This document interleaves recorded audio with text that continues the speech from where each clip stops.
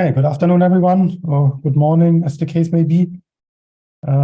Because by the wonders of modern technology, we have another talk today from the other side of the Atlantic.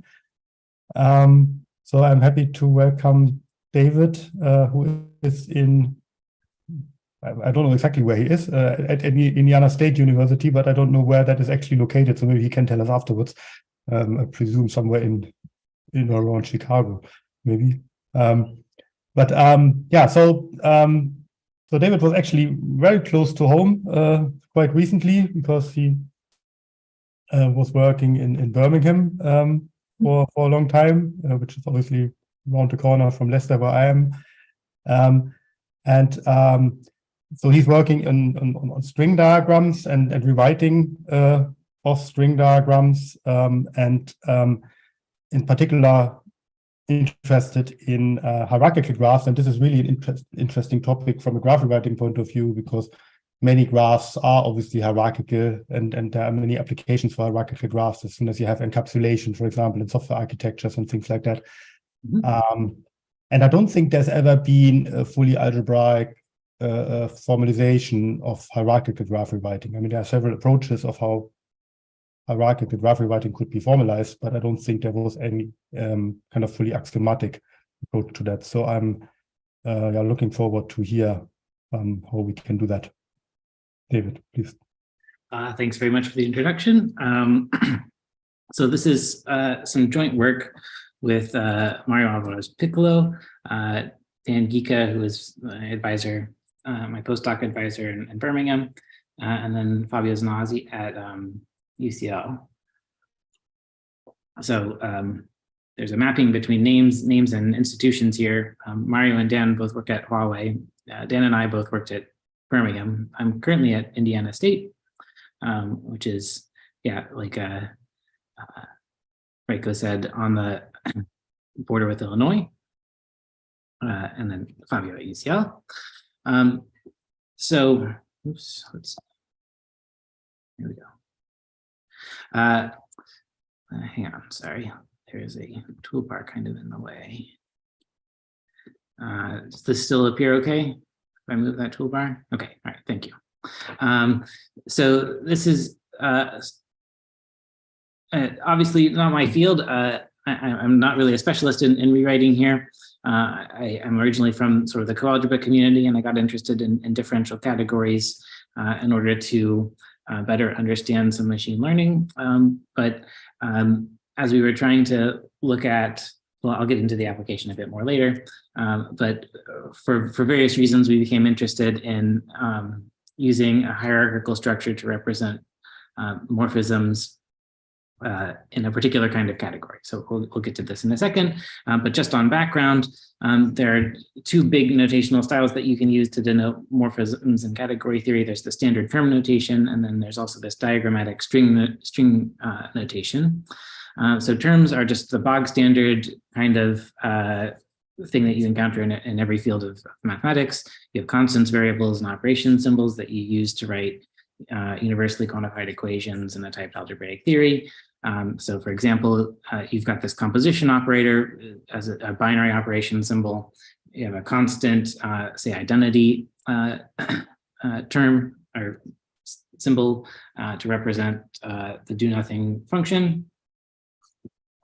And then you have variables. So for, f is a variable here. So for any morphism f, if you compose f with the do nothing function, you get f back. And similarly, you have a universally quantified equation here where you've got three variables. You can compose these three terms in any order, and you should get the same result. Okay.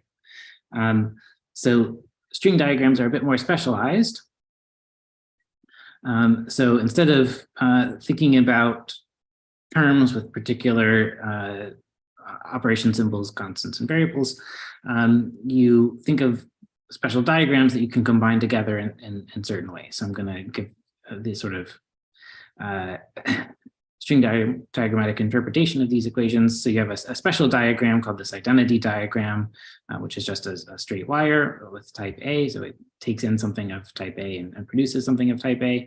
Then you have a box here that's supposed to represent this function or morphism f, which takes an a and returns a b. And you can represent this composition operation by stacking these diagrams on top of each other and joining them together.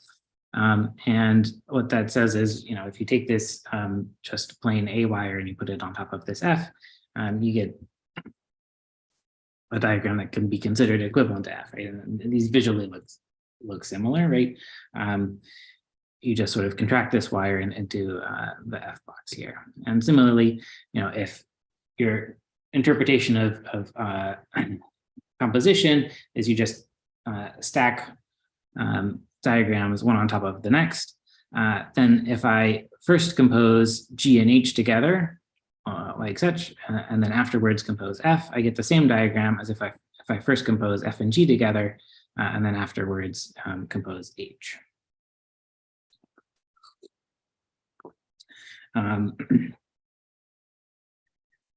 Okay, so let's see, oops. There are advantages and disadvantages to these string diagrams. One of the special powers of string diagrams, and the reason why many people are very interested in using them, is you get many equations that are quote unquote absorbed into the notation. So for example, here, where on the term side, we have a triple composition and you can associate it either way. When you represent this as a string diagram, actually these two different orders of composition end up giving you the same diagram. So you don't have to manipulate these terms in quite the same way. The problem, and sort of this is a recurring problem, is if you're a stickler about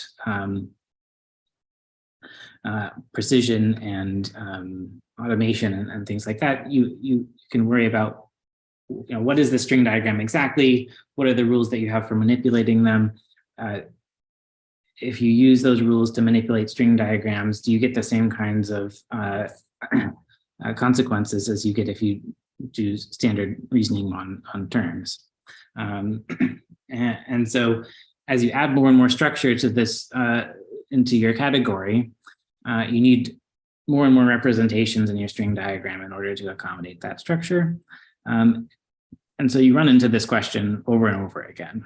So the prototypical example, which we'll use, continuing on in this talk, is a strict symmetric monoidal structure. So I don't want to get too deep into category theory here, but basically you can think of this as just adding a parallel composition operation, which we're going to write tensor on objects and morphisms, a special identity object.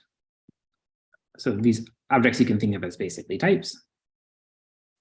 And then the structure also includes a symmetry natural transformation. So in addition to stacking diagrams on top of each other, you can also put them side by side, and you denote this with this tensor product. So I've got an A type and a C type. I've got a type forming operation tensor. The output types are B and D. I can combine those into a single type B tensor D. And if F goes from A to B and H goes from C to D, then I can tensor together these functions, morphisms, and get a parallel composition. So then there's this identity object I, which gets represented typically with a blank diagram. And then this swapping operation, sigma, which takes a tensor in the AB order and produces a tensor in the BA order.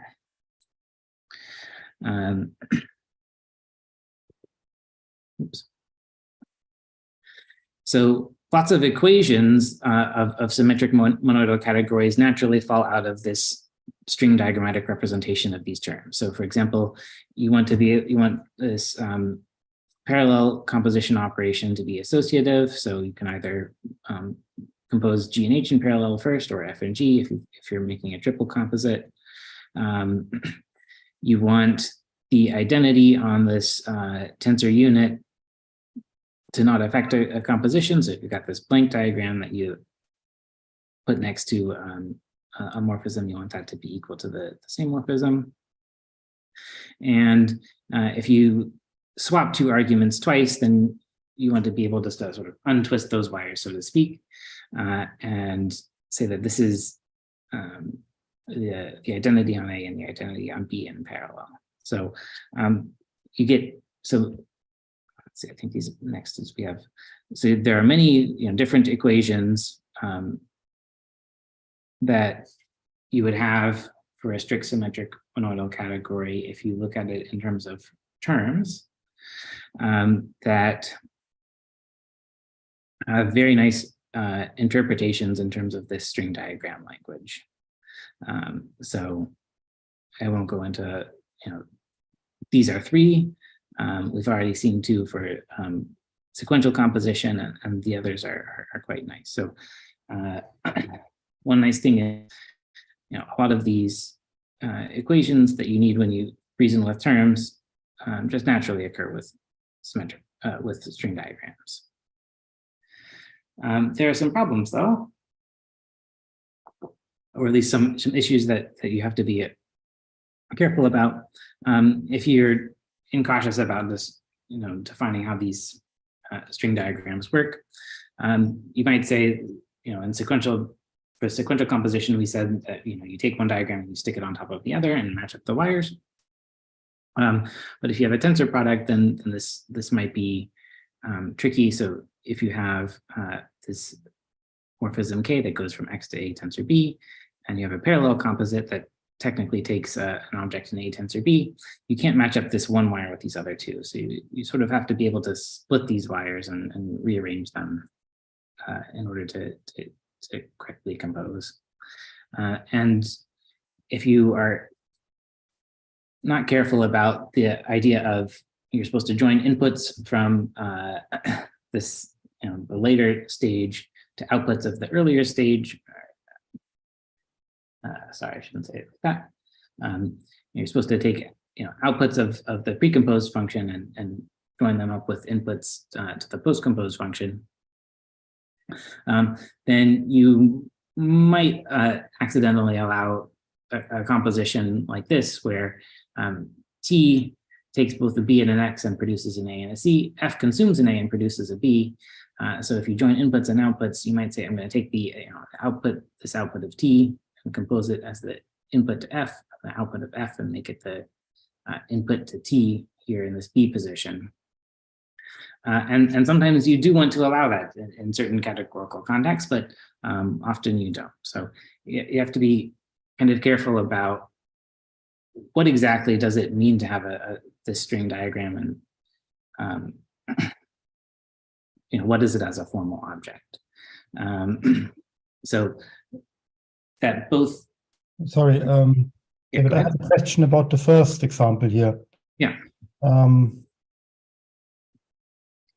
So why does A tensor C not match sort of A and C in parallel? It should, but if you think about, what does this idea of matching up wires mean? Well, maybe you mean the end of one wire should be identified with the end of another wire, but there are two wires here in some sense, right? And so you would have to say, well, it's okay to match up this one wire with both of the, both of the ends of these and identify all three of those together, as long as, the labels cooperate in a certain way. Does that make sense? I guess the question maybe is, so what do you mean by it may not work? Does it depend on the particular axioms for the tensor, or for the particular structure of the category, or what do you, so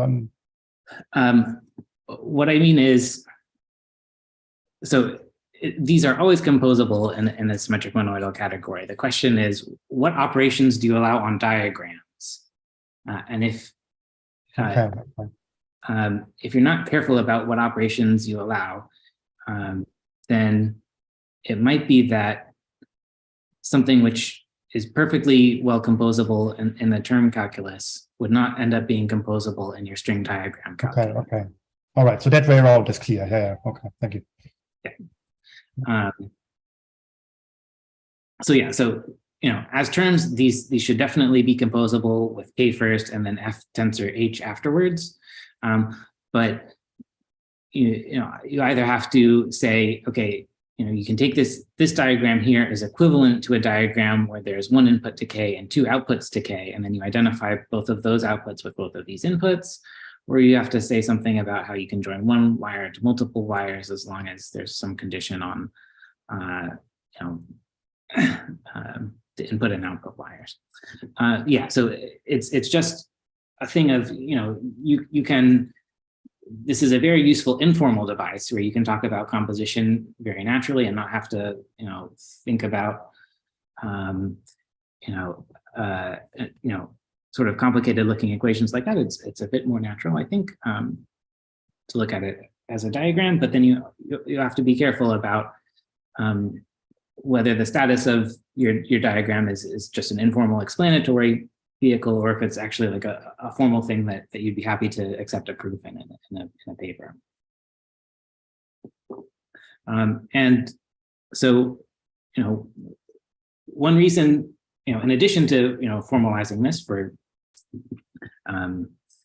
use in more formal contexts and paving the way there, you also, it's useful to have this idea of a diagram being precise in order to use it in automated contexts, right? So I'll get more about get to the particular context that I'm interested in a second, but this sort of leads to this recurring challenge where if you add a new categorical structure like this parallel composition, there are some questions about what exactly does the string diagram that you're looking at represent, and you have to sort of formalize it a bit. In any case, so there are two main answers that I know of. Two main answers to the question of what's the formal meaning behind the string diagrams. The first answer, which I think is fairly popular, is to think of string diagrams as topological objects, and you have to be. It takes a lot of surprisingly precise and careful definition to say what this is. So Joy Allen Street in 1991 wrote this paper, The Geometry of Tensor Calculus, and there's been at least one follow-up paper to that. But in any case, so a string diagram to them is a progressive plane diagram, which is some sort of topological space, and you can quotient it by special deformations of these diagrams. So it's important that there's this diagram is an interval cross an interval, and you want to take the frame of that diagram and make it preserved by any homotopy, but then you're allowed to sort of squish and move diagrams subject to those constraints. And that's how they justify things like that's one way to justify things like if you compose a normal curve here representing the identity on an object A with another function, then you can just topologically deform this frame into this frame, and they're the same. So that's one formal way to define what a string diagram is, which is perhaps useful for mathematicians and such, but I don't know of anybody implementing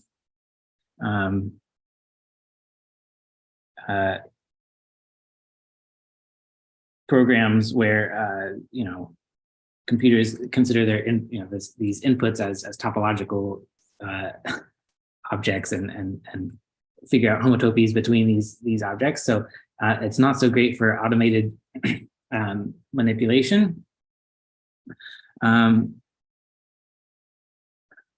Although, well, who knows what will happen with AI in the next couple of years? Maybe they'll get very good at homotopy.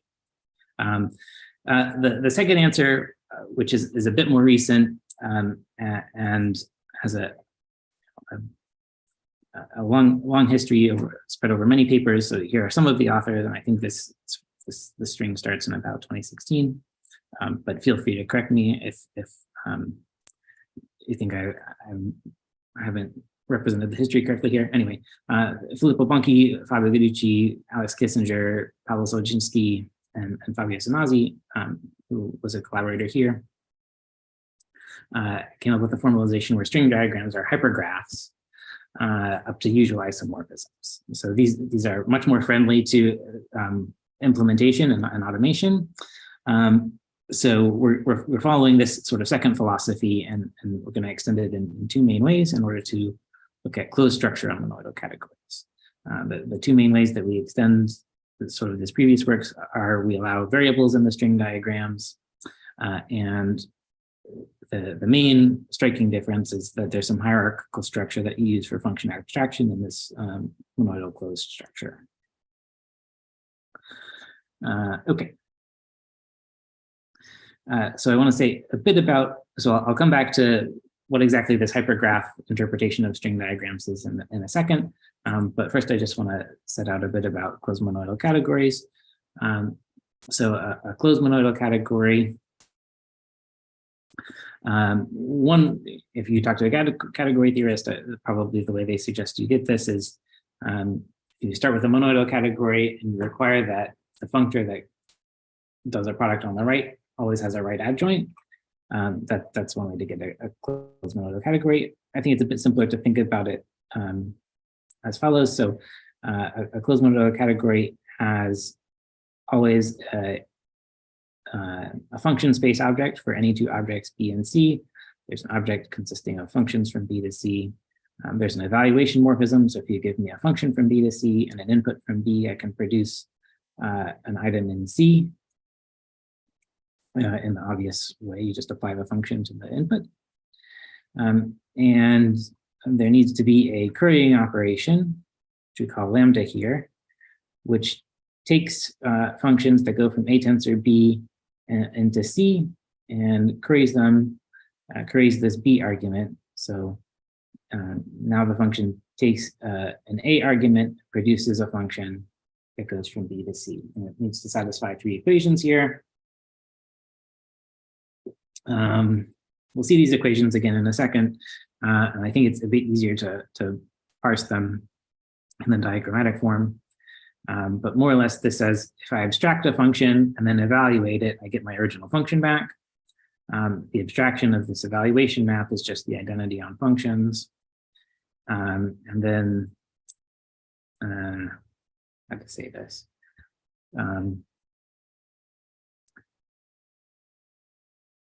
This more or less says if there's a operation on a bound variable in an abstraction, you can perform that operation before you perform the abstraction. So we'll see this in a second. But it turns out that, okay, so broad view here is there's, for this closed monoidal category, you have this special operation which lets you curry away certain inputs to a function and use them later using this evaluation map. And in order to do that, there's this special operation that you can perform on morphisms, this currying operation. There's this special new constant, and then there's a special new type forming operation, this arrow type operation. And then there are just certain equations that involve all of those variables. So in terms of like a term calculus, this is a bit like the move from ordinary categories to monoidal categories. You have a new term forming operation, some new constants, and then some new equations.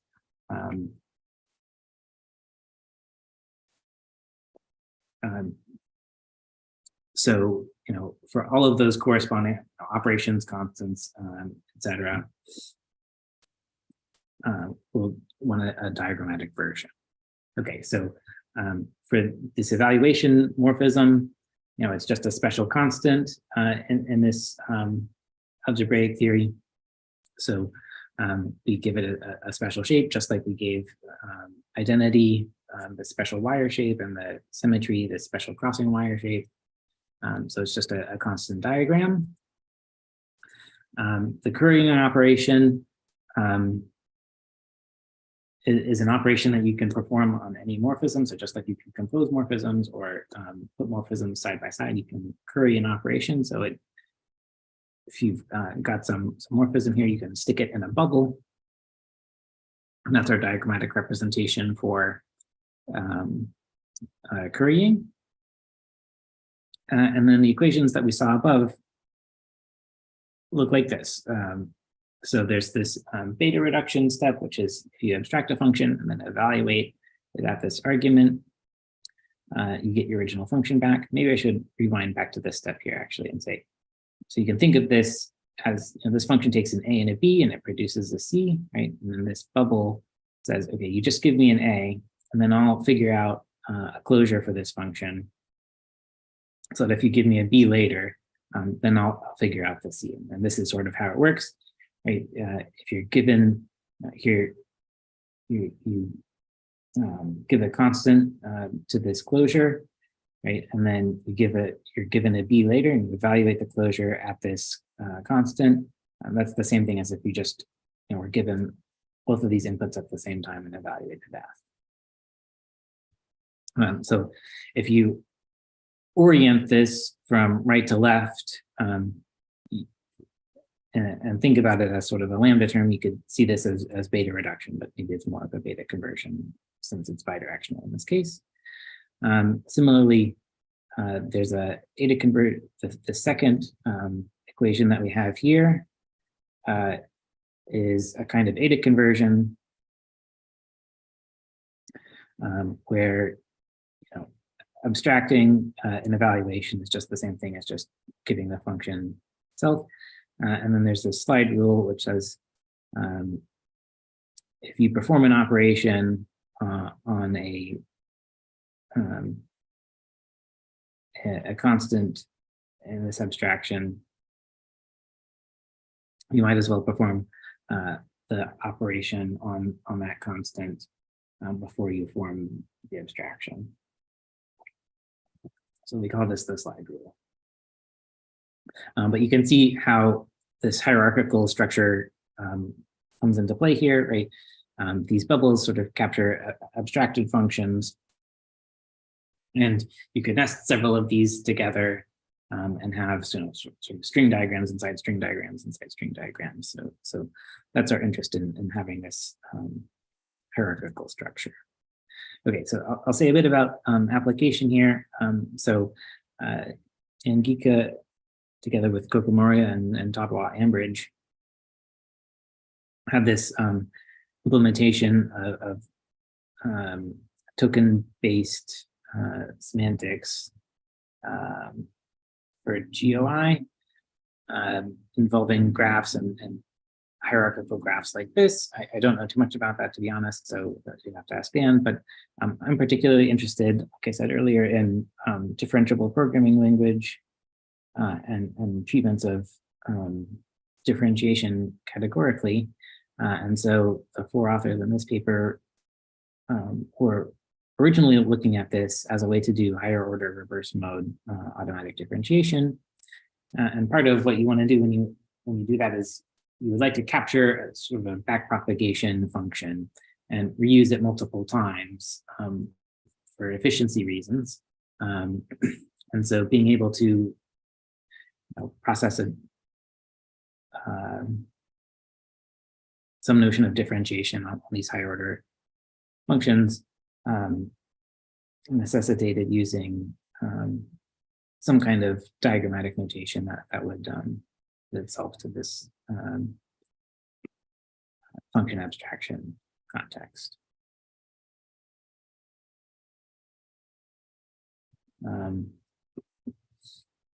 And I should say, one reason it's very useful to make these kinds of string diagrams, put them on solid foundations and have a good understanding of what they represent, comes to us, I guess, from industry, right? When these TensorFlow languages incorporate a computation graph as their most primitive object, right? It's really begging programming language semantics perspective to just use graph transformations as the primitive operation on these computational graphs. So since there's already graph structure baked into the language, I think it's nice to use it. Okay, so I won't go too much into the detail. There's separate work about that. I know you all, I'll come to GReTA for the scintillating critical pair analysis and interesting rewriting systems content, but this is more of a sort of foundational result in providing context for systems like this. So let me rewind a bit back to the non-closed context and just talk a little bit about how hypergraphs and rewriting on hypergraphs works. Because the hierarchical system that we have is fairly similar. So, so a directed hypergraph with a set of vertex labels and edge labels is a tuple consisting of vertices, edges, source and target functions, and labeling functions. So every edge has a list. So V star here is a list of vertices. So there's a source list and a target list. So in particular, they come in an order. And then there are labeling functions. Every vertex gets a label from this label set. Every edge gets a label from this edge label set. So graphically, I'm going to depict this something like this. So the black dots here are vertices in this graph. The white sort of rounded rectangles here are edges. And then if there's an arrow from a vertex to an edge, that indicates that that vertex, in this case, these two A-labeled vertices are source vertices for this edge. And when there's an arrow from an edge to a vertex, that indicates that that vertex is one of the target vertices of that edge, right? So these are directed hyperedges. They can have multiple sources and multiple targets, but those sources and targets always form a list. And then we also have a labeling here, right? Where here the edge labels come from A, B, C, D, I in this tensor, right? Sorry, those are the vertex labels, A, B, C, D, I in this tensor. And then the edge labels here are plus, times, and delta.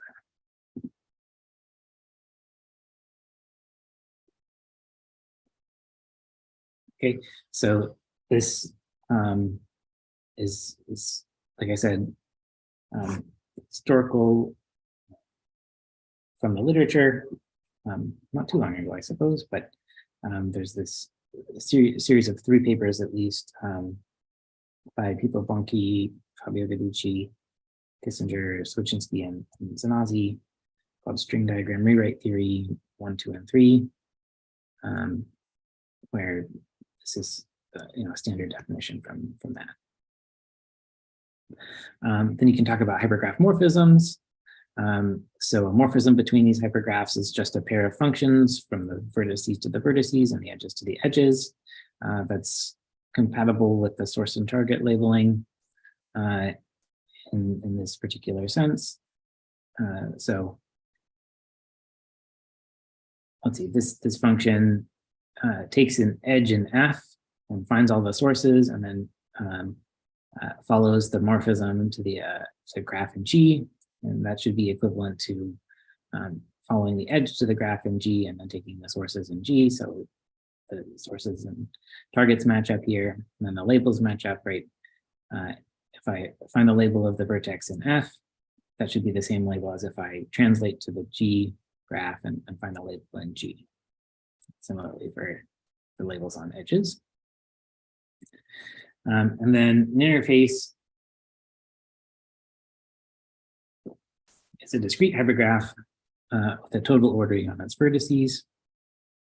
And a hypergraph with interfaces is just a triple of hypergraphs with two functions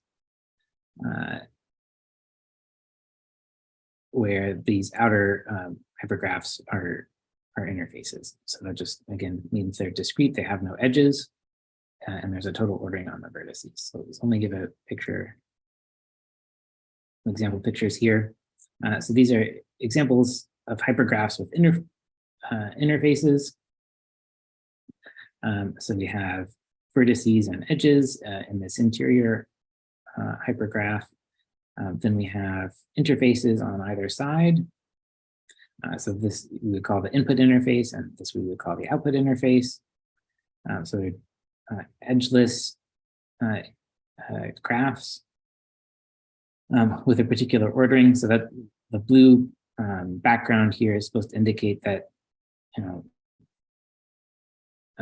these vertices come with a particular ordering. They have to be listed in this particular left to right order. Actually, let me give an example here where that becomes relevant. So if we have this interface means that A has to come before B, and this says that B has to come before A. Okay, and then all that this morphism is doing is saying that this A input vertex has to get mapped to this A input vertex in the main graph, and this B output vertex has to get mapped to this B output vertex here. So if you're given a term language for a symmetric monoidal category, and let's say that the objects, just for simplicity, the objects are freely generated from a particular set. And again, for this term language, you just have variables, constants, and a couple of different operations. So in a symmetric monoidal category, you have a sequential operation, a sequential composition, and a parallel composition. You can construct a hypergraph with interface corresponding to every term. So for a variable, this is the hypergraph that you pick, where this the input and output types here are fixed by a context, just like in a typical algebraic theory. If you have a constant, say chi, c here, then the typing is fixed by the theory as well. We have an identity constant for every particular generating object from this set, and an identity object an identity for the tensor I, which has an identity morphism that looks like this. And then you have this swapping map here, which takes an A and a B and swaps. Oops.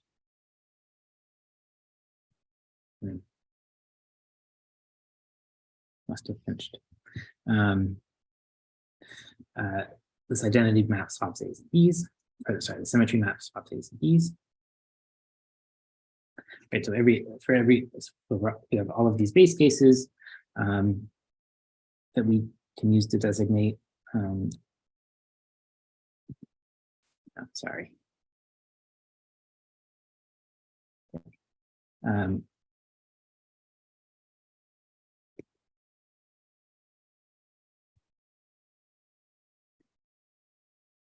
Somehow I have just a second here.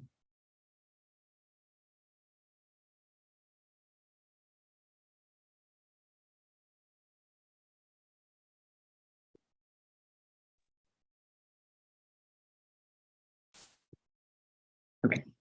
I think you need to share your screen again. Oh, sorry.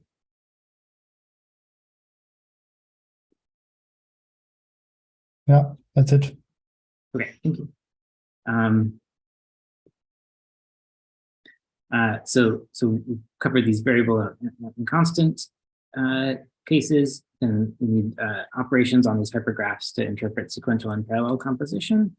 Parallel composition is pretty straightforward. If you have these two hypergraphs with interfaces, you just take their disjoint union, you put all of the things in the first interface before all of the things in the second interface, and similarly for the output interfaces. So parallel composition is not so difficult. Sequential composition is not too difficult to imagine, right? You basically want to take all of the, if F has M vertices as its outputs and G has M vertices as its inputs, you just want to identify the inputs and outputs of F and G. And so a slick way you can talk about doing that is using pushouts. But again, this is basically just a tricky way of saying you're going to take F union G, and you're going to identify all of the outputs of F with all of the inputs of G. And then you're going to, as a result, you're going to have a hypergraph with input interfaces N and the output interfaces K. So as an example of that, here we've got a cospan, which is our interpretation for the identity on the object A. Here we have a cospan that is just a variable F with input type A and output type B. And when we take this push out, we take the union of these two hypergraphs and we identify the images of this middle interface in the two different hypergraphs. So it looks like we don't do really anything from here to here, but we've technically taken a disjoint union of these two graphs and then identified this vertex A with this vertex labeled A, since they're jointly part of the image of this middle interface. Okay, so this establishes a mapping from terms in the symmetric monoidal theory into these hypergraphs of interfaces. Every interpretation of a term has a few extra properties. Hypergraph with interfaces is monogamous, means that in degree and out degree of every vertex is at most 1. And then vertices with an in degree of 0 are precisely in the image of this interface, right? This input interface. So if a vertex doesn't have an edge pointing to it, right, then it's part of the interface of the overall graph. And similarly, if the vertex has out degree 0, then it must be an output interface. It must be in the image of the output interfaces over here. And then it needs to be well typed according to this theory. So the answer to what are string diagrams really? Well, one answer is they're well-typed, monogamous, directed acyclic hypergraphs with interfaces. So like usual, so we're going to just borrow terms from graph theory here. For example, right, a path is just an alternating sequence of vertices and edges, where the vertex preceding an edge is a source for that edge, and a vertex following an edge is a target for that edge. So directed acyclic just means that there's no directed path from a vertex back to itself for any vertex. So standard notion of directed acyclic here. And then sorry again. Yeah, go ahead. Just a question to understand the limitation here. The what is monogamous? Monogamous. Yeah. So if you don't have that, then obviously you have general hypergraphs. That would correspond to having sort of duplicators and co-duplicators in the string diagrams. Is that correct? Yep. Okay. Yeah. So in some cases you want to allow that, right? If you've got a a copying and discarding structure, for example, in your category, then you want that. That's or if you're in this quantum world where you want spiders and you want lots of things coming in and lots of things going out to the same vertex, then yeah, sometimes you want that. And in this case, you don't. So again, it's one of these things where, depending on the categorical context, you want to allow different things in this formalism. But yeah, so monogamous is specifically to prevent that kind of thing. There should be one input, one output. make it linear, quote unquote. Okay, so I have an interesting follow-up question then, maybe for later, but maybe tell you already. So I would be interested in understanding if whatever sort of clever things you're doing from now on, if that would also work in that general case where you don't have that restriction. Yeah, so and no need to answer that now. Maybe we can discuss it afterwards. We'll come back to this. Okay, so then okay, I'm in a rewriting seminar, so you guys probably understand this rewriting stuff much better than I do. So the thing that's a bit different about double pushout rewriting with these interface hypergraphs is you have to pay special attention to the interfaces. So I think this diagram is probably going to be familiar to people, right? You have a left side and a right side of the rewrite rule. They have a common interface, and you find a convex image of the left side and some target graph. You form a pushout complement to delete the copy of L and A, and then replace that with a pushout with a copy of R and B. The one thing that's a little bit unusual, I guess, here, one thing you want a convex image, meaning all paths in A in this image follow edges in A. Sorry, follow edges in the image. And the other thing that's a bit weird is when you delete this copy of L out of A, the interface for C is a little bit weird. You have, let's see, the output interface for A involves AO, so this is outputs for A and outputs for, let's see here.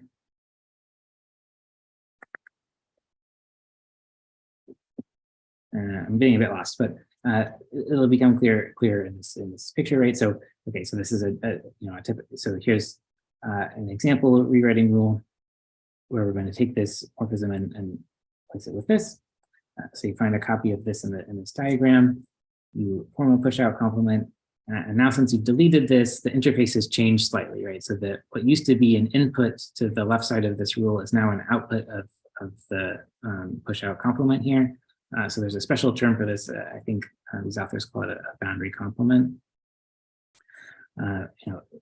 Obviously, the A input and the C output here remain. So there's this in the middle step. There's a bit of a change in the interface, but then after this replacement is completed, obviously the interface for A and B are exactly the same. So. That's an example of this rewriting. I badly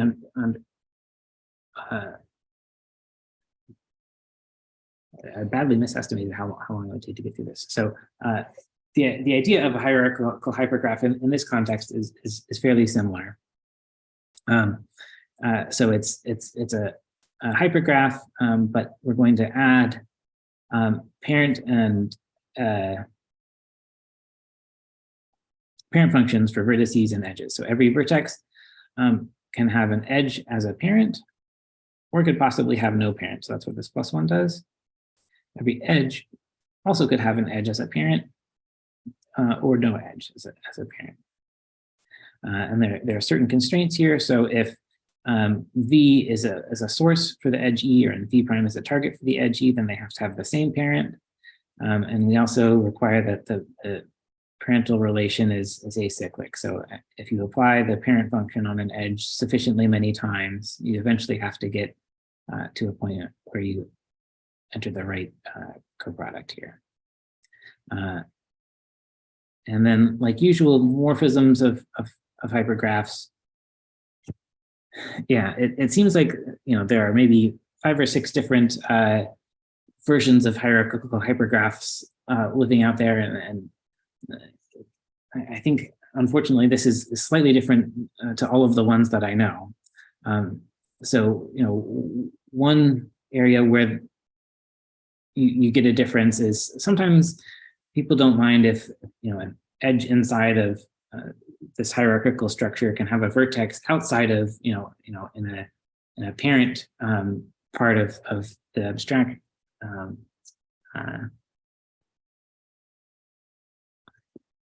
So sometimes that's a desirable thing. In this case, we don't want that.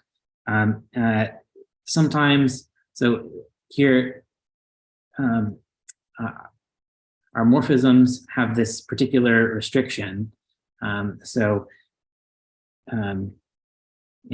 morphisms take vertices to vertices and edges to edges, and you want the parent structure to match up. And sometimes you want a really exact matching. So maybe you want this equation to hold regardless for all vertices and all edges, but we only want it to we only want this parent relation to hold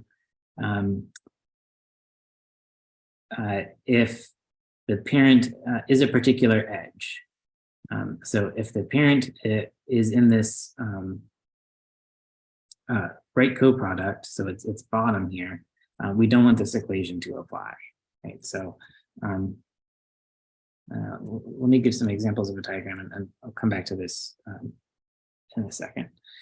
So here's an example hierarchical hypergraph, right? So you have a hypergraph with, there are 3 edges here. One edge is labeled plus, one edge is labeled times, and then this big ballooned edge is another edge which doesn't have a label. So we amended our edge labeling function to also allow no label.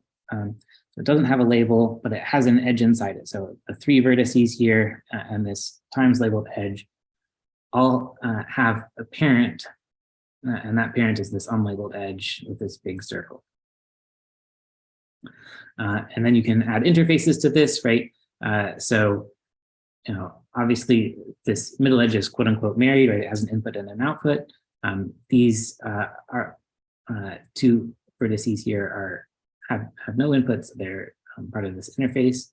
This A and B don't have an input, so they're part of the input interface, but they're sort of inside inside an edge. They have a determined parent. So we just sort of, this dotted line just visually separates the sort of exterior interfaces from the interior interfaces. And then this is supposed to represent this particular hierarchical string diagram that we described earlier. Sorry, another question. Can you go back? Yeah. To the previous? Yeah, thank you. So, so I'm trying to relate this to notions of hierarchical hypergraphs that I come across. As you say, there are several of them, and maybe no one is exactly like this one.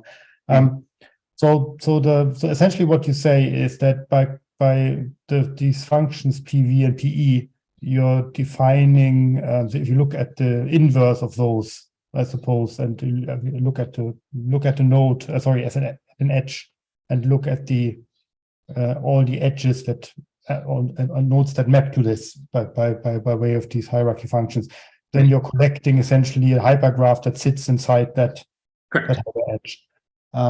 But that is not a hyper edge. That internal hypergraph is not a hypergraph with interfaces itself, right? Right. It's just a collection of nodes and hyper edges that are connected together. Yeah. Go ahead. Because, all right, so I mean, it's clear from the definition. So that was more a statement than a question. But I'm just wondering the one version of hierarchical hypergraph, which I'm quite sort of familiar with, is that you have hypergraphs with interfaces contained in hyper edges, and that the interfaces of the internal hyper edge match up with the attachment points of the containing hyper edge.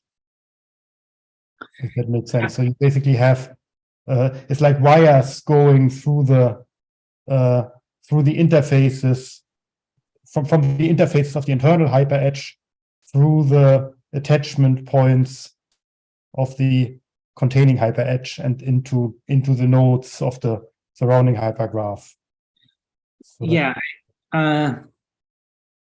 so it's clear that this is different. I just want to understand if there is a particular rationale, maybe based on your applications, why it is exactly like this, and And if this is, I assume the difference is essential because it's quite a core definition here. Yeah, so we considered this other definition that you're describing. Can I remember why it didn't work? I'm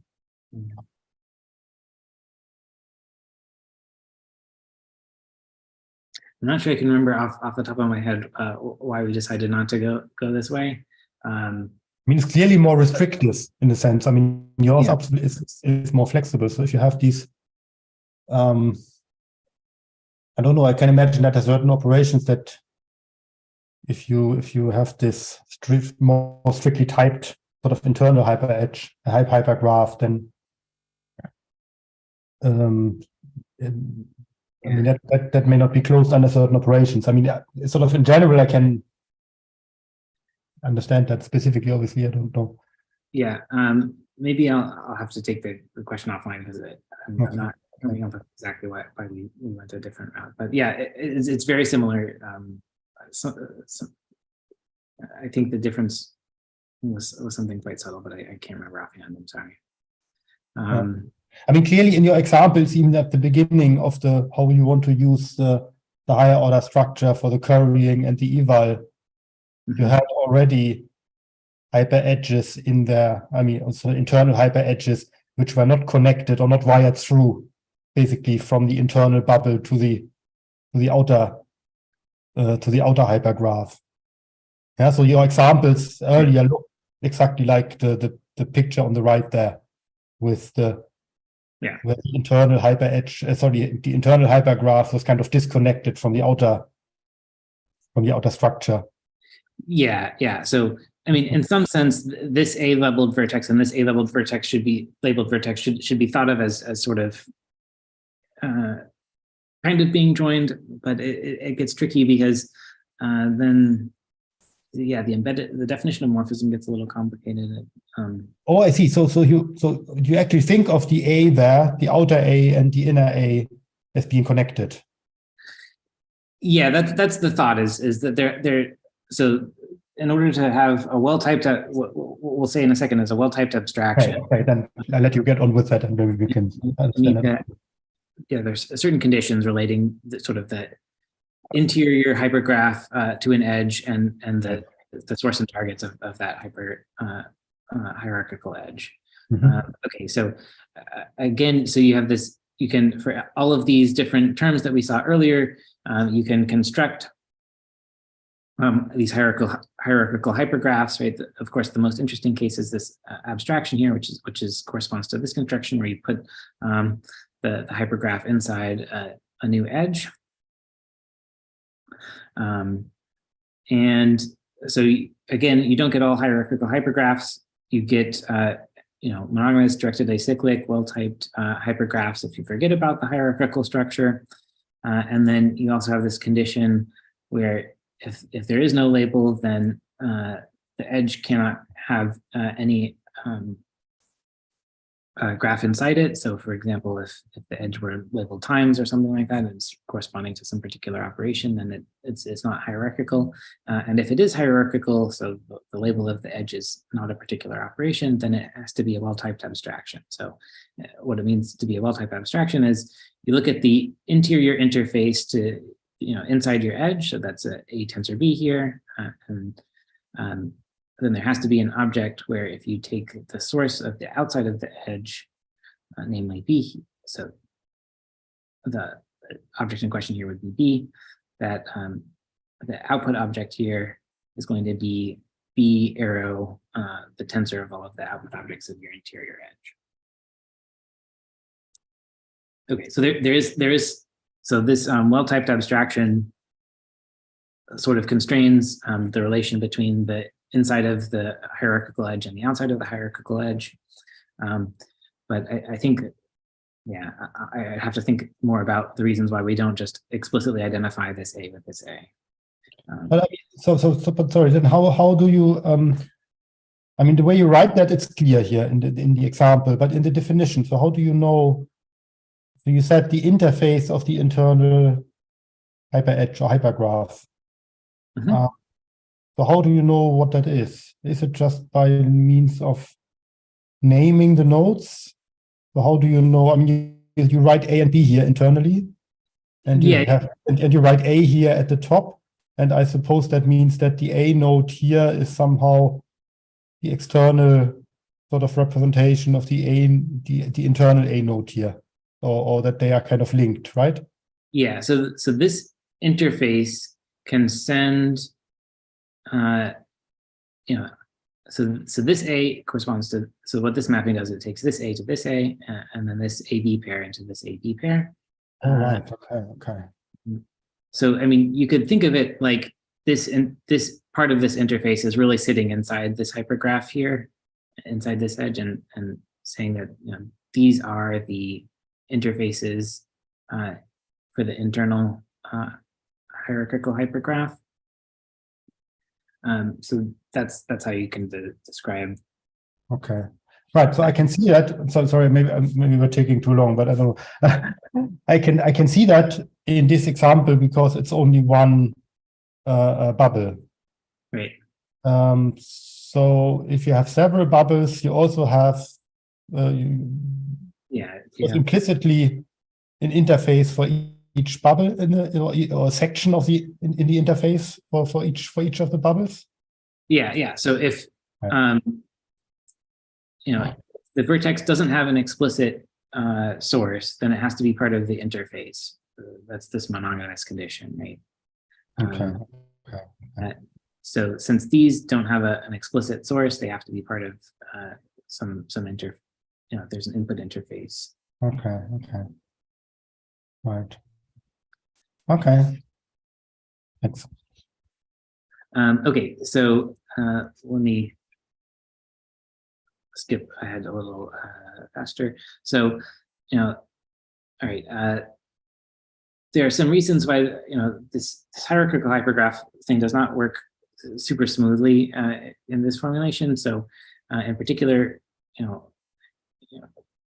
hypergraph rewriting, the STPO rewriting is works very smoothly since you can formulate it as the slice category of a functor category, and so everything is adhesive, and you just have to worry about the interfaces a little bit. Unfortunately, this version of hierarchical hypergraphs is not adhesive, so in particular, it doesn't have pushout along monos. So this is an example of why not.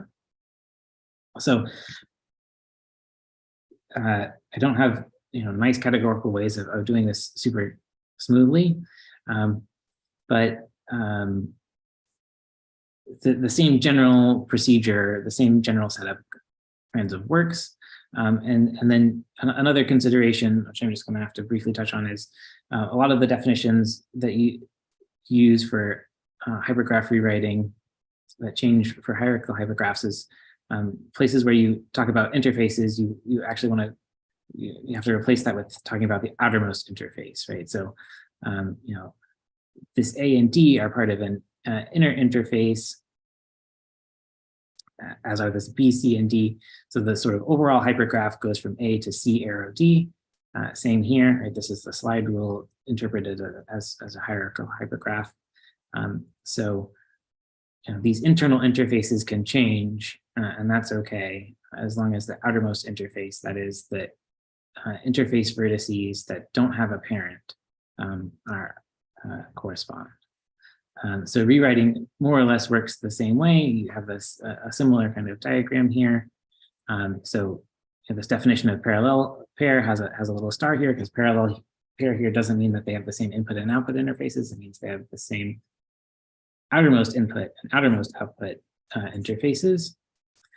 Convex, again, here gets a little bit of a star here, where before convex just meant path closed.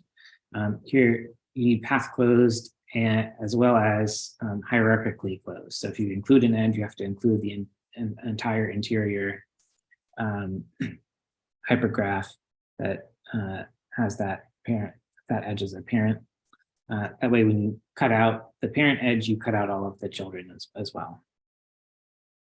And then again, kind of similar to the hypergraph with interfaces case, the middle graph, this this quote unquote push out complement is a little bit different. So if you replace parts of a graph inside an abstraction, when you delete those in this complement step, you might not have a well-typed hypernet anymore. The abstraction might not have the proper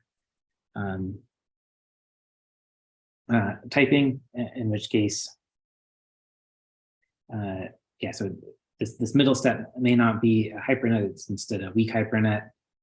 So there's maybe a typing error that appears temporarily, but then when it gets replaced by the left or the right side of the rewrite rule, then things work out. So oops, let me just give a quick example of kind of how this works. So we have the slide rule, here's the left side of the slide rule, and you can pull this G out, quote unquote, of the bubble, as long as it's not part of a bound variable. And so you can realize this as an instance, realize this left side as an instance in this A graph. So we're going to rewrite this A to a B. And the way we do that is we take a complement here, we cut out this part of the graph and replace it with the copy of R here, right? So, in cases where you do this replacement inside yet another bubble inside A, deeper in the levels of this hierarchy, then in this case C is a well-typed hypernet. This is fine, but in other cases you might not get a well-typed hypernet. Okay, I'm sorry, we've sort of gone over. So you can get basically the way you can establish correspondences between these two different kinds of systems. The term rewriting, basic bog standard term equational reasoning, and then these hypergraphs is this correspondence between convex subgraphs of the hypergraph and possible subterms. So these are subterms up to a rewriting by the symmetric monoidal category axioms. So there are sort of two differences to be aware of. Variable substitution is very simple in term rewriting. Whereas when you do the graph rewriting, you have to pick out each individual instance of the variable. And then graph rewriting can sometimes accomplish in one step what it takes several steps in the term system to do. So with graph rewriting, you can operate on any possible subterm at any time. Whereas if you've got a corresponding term, then you might need several symmetric monoidal steps in order to realize that subterm as an actual subterm. Okay, so yeah, let me just try to wrap up here. So there's this beautiful quotation from the Joy Allen Street paper, right? So a notation that is useful and private should be given a public value and a firm theoretical foundation, and that's sort of what this paper is supposed to do, right? So we sort of described this notation of string diagrams and hierarchical string diagrams. I didn't really touch on the applications that I'm super interested that sort of drove this, but if people are interested, we can talk about that. So this should be given a public value. What I'm taking that to mean is you have to give a formal explanation of what you actually mean by these kinds of diagrams, and so hypergraphs and hierarchical hypergraphs are a very nice,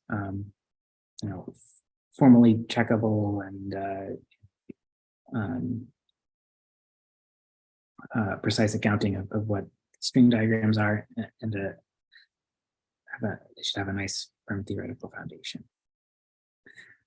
So a couple of things would be interesting to talk about or think about further.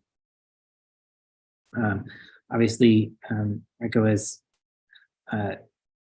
highlighted some comparisons with other proposals. There are lots of other versions of hierarchical hypergraphs, yeah, it would be nice to know maybe have a better lay of the land in terms of the properties of all of these various proposals. For technical reasons, at one point we had to insist that the objects of the category are freely generated from a set of generating objects, and so that Dan and Fabio and Paul Wilson have recently done some work on looking at string diagrams when you don't have this assumption. So that would be quite nice. Everything here, this is, in terms of rewriting, this is kind of boring. Everything is bidirectional. There's no like confluence questions or normal form, interesting normal form questions. But one natural extension is, especially in this machine learning context, is some of these computational graphs are much simpler than others, so that can give you a direction to this rewriting system, and then you get interesting rewriting questions that aren't just, is the string diagram calculus sound incomplete, and then of course other applications. So again, sorry for running over, but I should stop here. Okay, thank you very much.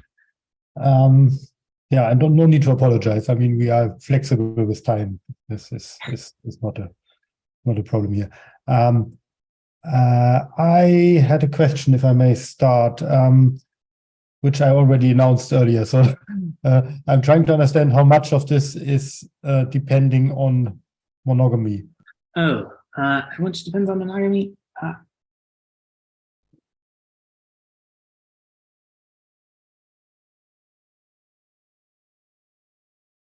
I don't think there is much that depends on monogamy. I think you could really do this in a non-monogamous context, right? Okay. Yeah. So if you have, you would just want the corresponding categorical structure, which I guess would be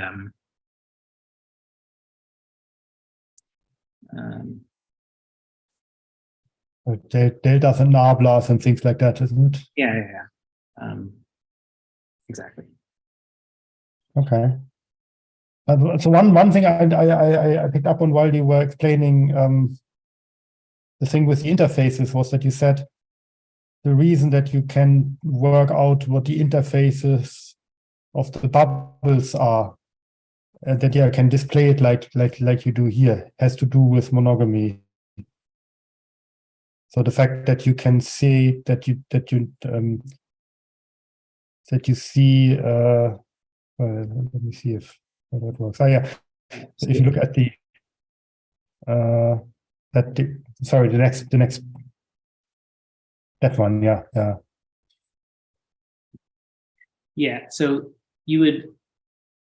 I mean, so now we had a couple of criteria, right? So one was that the input and output is the in degree and out degree were at most 1, right? So you could drop that, okay,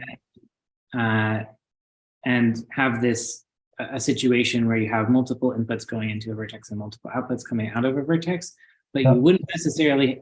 So this interface condition on monogamy, you wouldn't want to drop, right? You would want to say that if there are no inputs to a vertex, that that is part of the image of the input interface, and if there are no outputs for a vertex, then that's part of the output interface. So you could keep those two and still be able to detect what's part of an interface and what's part of the innermost and outermost interface, and still do nice compositions. Sorry, if I can just sort of check. So that sounds like the monogamy basically has two parts, and one has to do with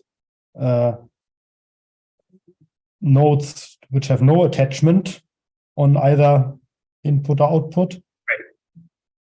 And the other one has to do with sort of branching or joining. Right. And you said you can probably drop the one about the branching and joining, but keep the other one. So that seems to correspond to the bang and the co-bang. Right. The things with no input and output, the condition on those. So maybe we need. Maybe we cannot allow basically the structure with the bang and the co-bang, but we can allow the structure with the nabla and delta. So Yeah. So one way you can get, for example, a bang is, so I have this as an example here. Right. One way you can get, so you have like the bang morphism explicitly represented as a box here, right? Not just that it terminates at a vertex, but it terminates at, an explicit edge which has no outputs. So you can get bang and cobang, I think, no problem. But then you don't get the axioms for it in that case. Yeah, so you have to. So they're not baked in the same sense that they are in other formalizations, right? Where you have to have this explicit rewrite that lets you take f bang and rewrite that to bang of the input of f.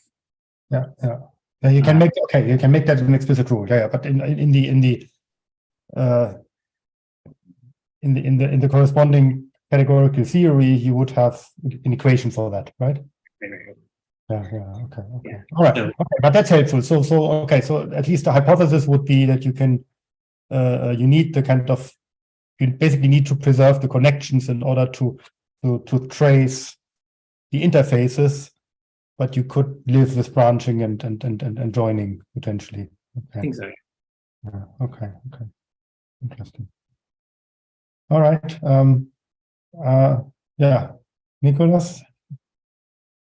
Hi, David. Thanks a lot for the talk. Very interesting.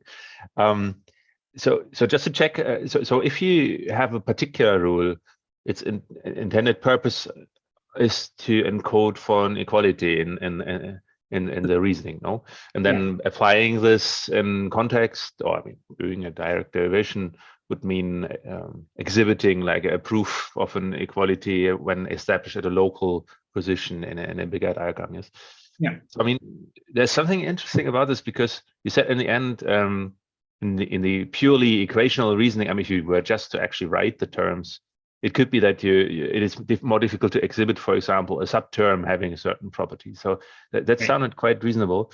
So in particular, then I would imagine that when these things become more complex, it might also be interesting, because you mentioned critical pairs at some point, might also be interested to be able to compose these equations partially, no? You would presumably at some point want to go in the direction of what we call concurrency theorem or tracelets or whatnot. You want to be able to talk about sequences of these things and have a compositional calculus, no? Yeah. Because the thing is, to even just formulate double pushout steps, you need to at least show one version of, I guess what you're doing technically is you're restricting the monos in one of the directions so that you still can take pushouts, yes? You're presumably having a very specific notion of the vertical monos you take for what we call matches. Yeah. So this, so particularly, you have to have this convex image condition on the first mono, in order to. So first question directly to that: is there some statement in your work saying that for this notion of hierarchical hypergraph and this notion of mono, pushouts exist? Is there something like an M-adhesivity property here? So I don't know if I went that general, but I certainly showed that in this case where you have this convex image here, the pushout, the boundary complement that you get here is a weak hypernet, and the result of completing the next step is still a hypernet. So in the paper, I think it's proposition 22. I don't think I thought particularly about whether all pushouts with this kind of mono exist. I just looked at these particular cases. Okay, yeah. No, it's just because one wanted to be able to start looking into some sort of concurrency, and I remember discussing with Pavel also at some point long ago, and also with Alex Kissinger, that basically the moment you try to start constructing concurrency theorem becomes, the moment where you really need to look at the category that at least if you wanted to use our technology, then. So for example, you needed stuff that, for example, if you have a cospan of convex monos, Can you classify this cospan? I mean, is there a minimal cospan of convex monos that factorizes this and such things? So I mean, I have a list of stuff one could check. If they hold, you would have this kind of compositionality, but it's and that might then put more design constraints. So that's why this might be interesting. Yeah, I'd be interested. Maybe Fabio raised his hand, so maybe that's a direct comment. No, if I can, well, sorry. No. Just to say that with Marino and Davide, we published some work last year about MN adhesivity. I was getting to that exactly. And hierarchical graph. And in fact, in the journal version, which is as yet unpublished, and I think we didn't put anything on the archive either, we actually proved that their hierarchical graph are MN adhesive. And just to say for David, because that would mean that you exactly have two classes of monos which are used for these double pushout diagrams: the horizontal ones constructing the spans and the vertical ones constructing what we would call matches. And then this is sufficient for having certain kind of compositionality. So that would be maybe. Yeah, that's very interesting. Because sorry, I just wanted to finish the question. So basically, at the moment, this is just a formalization of the diagrams themselves and their semantics in terms of implementing equations. Yes, but it could be a calculation technique. You said there is an idea of directed. Basically, if you define a goal like a minimization of certain kind of structures or so, you could use this as a computational strategy, no? Yeah, certainly, and that would be, I think, very valuable in the particular application that I'm thinking about most. But yeah, I haven't really thought much about the technical stuff there. I mean, the thing is, like, if one could exhibit from Fabio's work there with MN adhesivity, you could basically then have tracelets, which is sort of basically, there's a notion of how to extract the minimal sequence. Basically everything which you wrote here, you have a diagram, you have like one particular replacement locally. If you do several of those, it's clear there's sort of a minimal context within which you can do a certain sequence of replacements. So, and that's sort of in a way is a macro, which you can then use. I mean, you could statically search for such macros and then just use the ones that you know to be optimal, for example. We always thought that this might be something nice for string diagrams, but it feels even more now that Fabio has this MN adhesivity. One should try that. Yes. Yeah. Anyways, yeah, maybe for offline discussion. Thanks. I think we should maybe close the YouTube chat. No, Heiko, what do you think? Yeah. I think we had sort of lots of questions in between, so we probably covered yeah, the sort of important things. Yeah, so thank you very much again, David, for a nice talk and bearing with our kind of detailed questions, which is always tricky, I know. And yeah, so maybe apart from that, Nicholas, if you want to basically say what happens in a couple of weeks or whenever it happens. Yes. Also, my thanks to David. Thanks a lot for the nice talk. And in 2 weeks, we have a talk on unification of drags and confluence of drag rewriting by Fernando Orejas. So that should be nice. Also an interesting, maybe remotely related topic. And so thanks everyone for participating. We will now close the YouTube live stream. Should you still be on YouTube, you can join us. I think we'll stay on for a moment to discuss here privately, so you can join the Zoom meeting still. So thanks a lot, everyone, and